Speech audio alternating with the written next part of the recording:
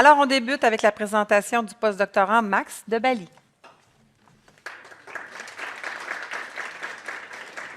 Du coup, bonjour à tout le monde. Merci Stéphane pour cette belle transition. Il faut quand même avouer que ce n'est pas facile de faire une présentation après le dîner et une pause café. Du coup, l'idée cet après-midi, c'est de vous présenter quelques indicateurs que nous avons développés récemment pour l'évaluation de l'effet des coupes partielles sur la croissance radiale annuelle. Donc, ce projet a été initié il y a environ un mois lorsque j'ai rejoint Miguel au sein du GRIMA dans le cadre de mon post-doctorat en écologie quantitative.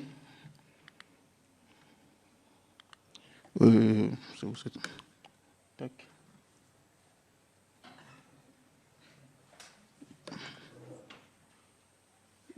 es sûr que c'est le bon format? Oh, ok, c'est pas grave. Du coup, la question qu'on pourrait se poser, c'est pourquoi est-ce qu'on s'intéresse autant au traitement sylvicole par coupe partielle? Il faut dire que lorsque vous parcourez un peu la littérature, vous voyez beaucoup de traitements sylvicoles qui visent à promouvoir la coupe partielle au niveau des forêts. Et cela est sans doute dû aux nombreux avantages qu'on peut en tirer.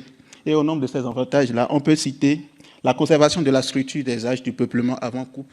Et donc ça, c'est un point que Marie-Lou a très bien développé ce matin et sur lequel je ne vais pas revenir.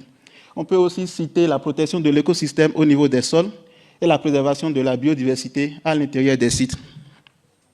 Néanmoins, on retrouve également dans la littérature quelques traces qui soulignent le fait qu'il y a un choc de croissance issu au terme d'une coupe partielle. Du coup, l'objectif que nous poursuivons dans ce projet, c'est de développer des outils quantitatifs, de nouvelles métriques pour pouvoir évaluer, quantifier l'effet des coupes partielles sur la croissance radiale des arbres résiduels.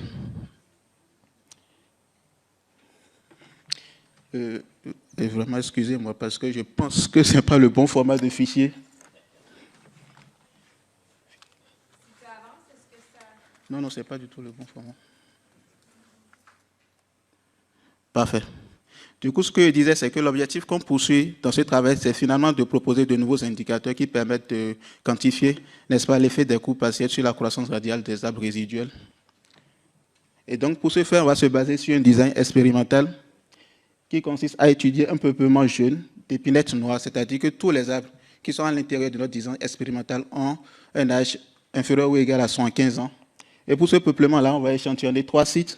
À l'intérieur de 3 sites, on va mettre en observation 4 traitements par coupe partielle et un groupe contrôle.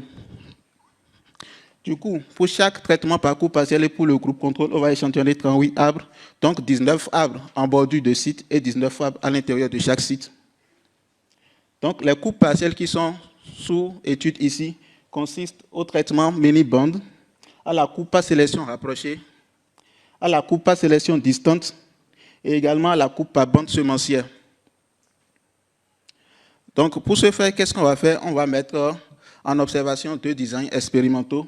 Un design A qui va faire l'objet d'un traitement à un instant donné et un design B qui va jouer le rôle de contrôle. Donc, on va observer ces 2 designs expérimentaux durant une période de temps qui couvre la date de traitement. Ici, on va considérer 20 ans avant la date de traitement et 10 ans après la date de coupe. Du coup, par des méthodes de dendrochronologie, ce qu'on va faire, c'est qu'on va calculer des croissances radiales des arbres à l'intérieur de chaque site. Et donc là, je représente la différence qu'on peut avoir au niveau de la croissance radiale moyenne des arbres à l'intérieur de chaque site. Et sur ce graphique, je vais distinguer 3 différentes phases. La première phase correspond à la période avant la coupe. La seconde phase est caractérisée par un ralentissement, peut-être un ralentissement, mais aussi une augmentation, mais là j'ai représenté le cas de ralentissement. Donc la seconde phase va être le plus souvent caractérisée par un ralentissement de la croissance. Et la troisième phase, la dernière phase, va être caractérisée par une reprise de la croissance au niveau du site qui a été soumis à la coupe.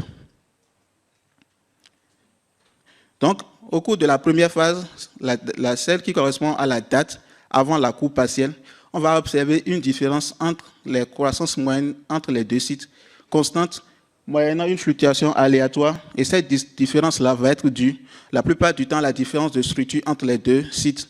Et laquelle structure est définie ici en termes de densité et de quantité de ressources disponibles à l'intérieur de chaque site. Et donc, pour la seconde phase, on va observer une légère baisse de l'écart entre les moyennes de la croissance radiale à l'intérieur de chaque site. Et donc, c'est cet écart-là qu'on va ici qualifier d'intensité du choc de la coupe.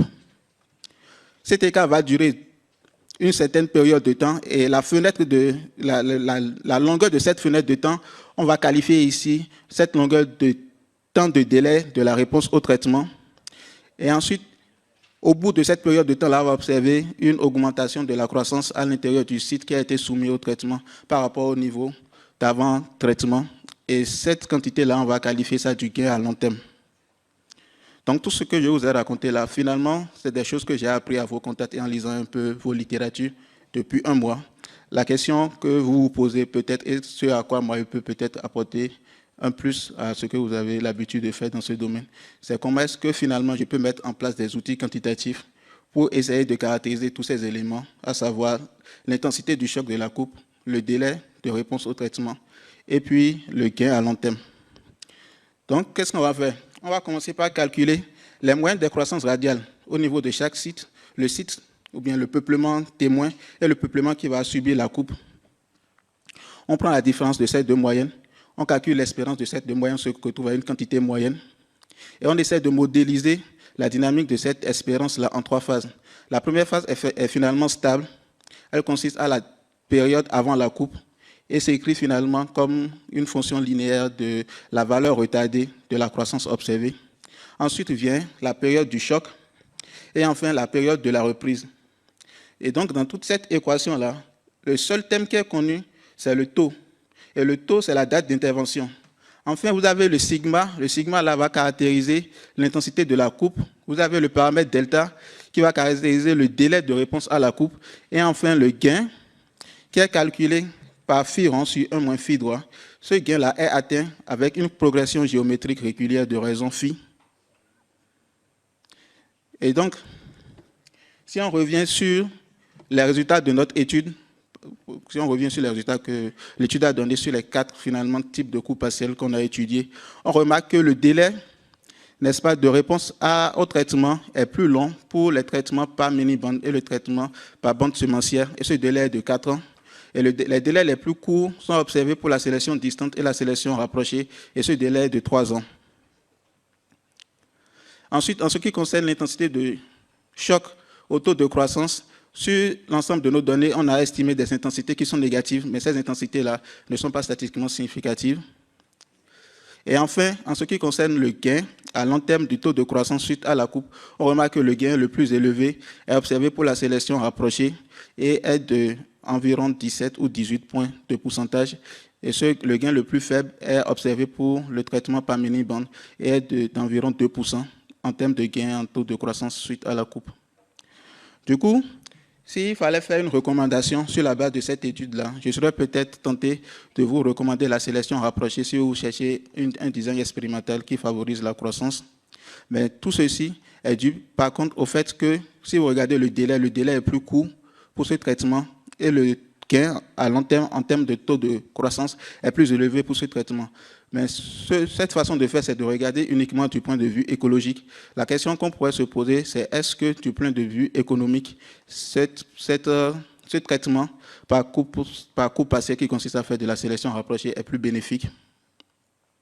Donc, en termes de perspective pour cette étude, nous proposons de déterminer les facteurs explicatifs finalement des différents indicateurs qu'on a proposés dans cette étude. Nous proposons de calculer le profit des exploitations forestières sur la base de ces 3 indicateurs et de proposer une stratégie finalement qui vise à maximiser le profit des exploitants forestiers sur la base de ces 3 indicateurs. Du coup, je vous remercie pour votre attention. C'est également pour moi l'occasion de remercier les différents partenaires qui ont soutenu ce projet, principalement le Fonds de recherche du Québec, Nature et Technologie, qui m'a offert une bourse PBE afin de rejoindre Miguel pour ce projet. Merci.